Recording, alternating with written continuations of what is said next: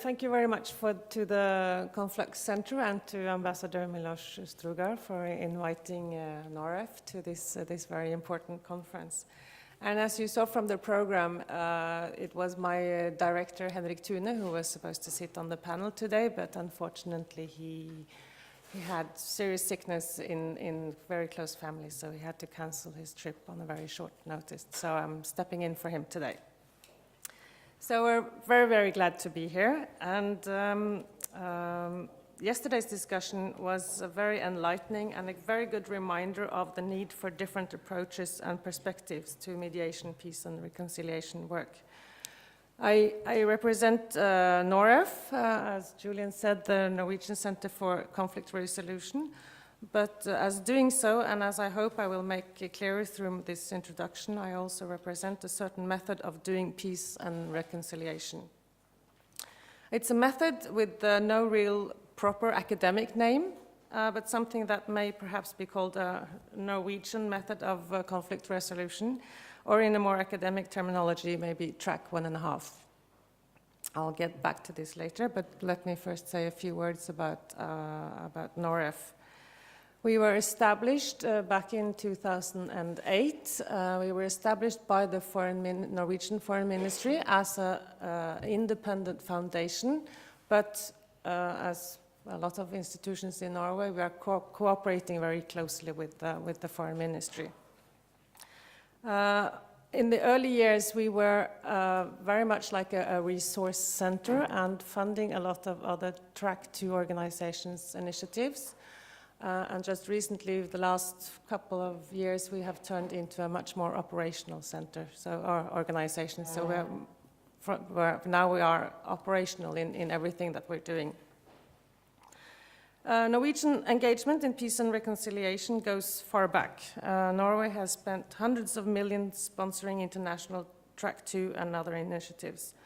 And in 2002, the section for peace and reconciliation was set up in the Norwegian Foreign Ministry in order to strengthen Norway's work in this field.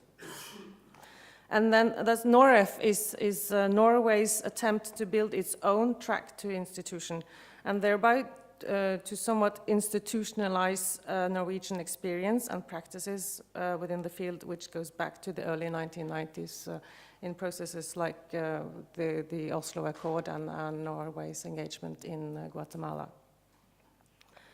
NOREF conducts two main operational activities. We provide process support.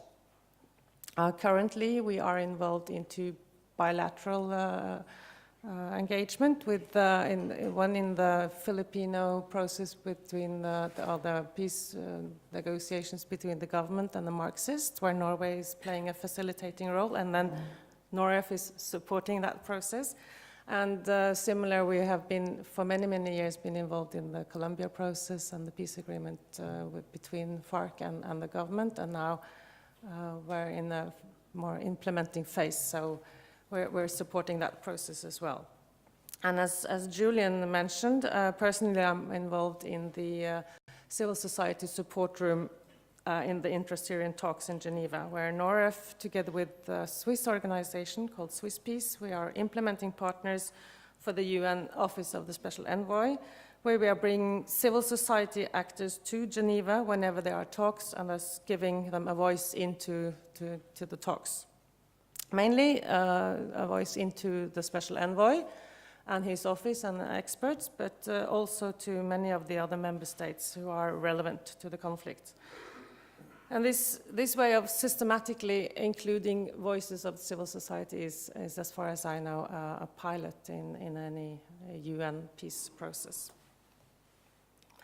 So this is the sort of open and process support part of what we're doing. The other half of what we're doing is our own Track 2 initiatives.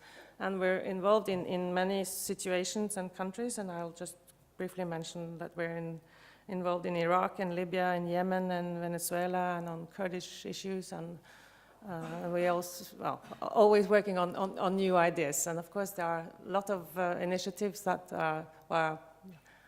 might be interesting. Some are working and some don't. So we are trying to think ahead and work on several tracks at the same time. Because this is a very difficult work, and of course we know that not all of our efforts are succeeding. So what is the Norwegian method? We base our work on 4 principles. We are in it for the long term. We build trust with armed actors over a long period of time and promise the actors to continue engagement also when a process breaks down. So in many of the processes, NOREF and also obviously Norway has been engaged for decades actually. We have, secondly, we have no specific agenda and we do not dictate any specific outcome. We tend to believe that there are too much outside dictating. We follow the premise that the only true experts are the actors themselves. Instead, we focus on self-ownership.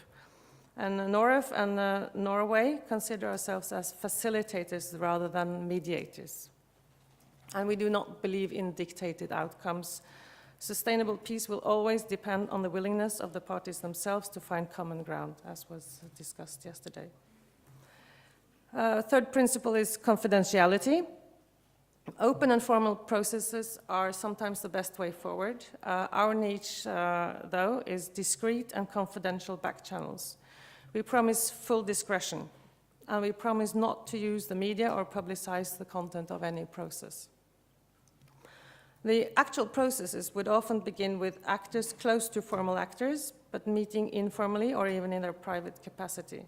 We work in close coordination with the Norwegian Foreign Ministry on this, and most of the processes are these kind of discrete activities. And we have become quite good at organizing secret meetings. So if there is a Norwegian peace and reconciliation tradition, it is the track 1.5, as I mentioned. These are informal initiatives and processes conducted by actors outside formal diplomacy, but with close contact and coordination with the Foreign Ministry, and a very short way to official actors.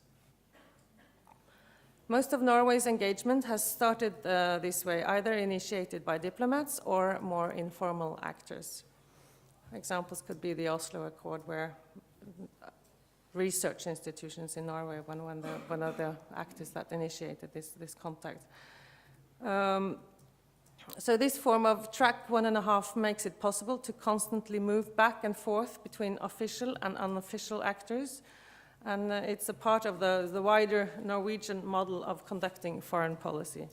And I'm really glad that Ambassador Svein Sevje is here today, so in case we will discuss more about Norwegian foreign policy, he's here to step in also. So if there is a Norwegian model, what I've described is what it is. The advantages of such a model is that it's very flexible and can adjust to developments on the ground. It's our activities. If our activities are successful, they can be lifted up to a track 1 level and continue there. In concluding, I would like to raise 3 challenges in the current global infrastructure of peace and reconciliation work. Peace and reconciliation work arena is too dominated by Western actors and organizations.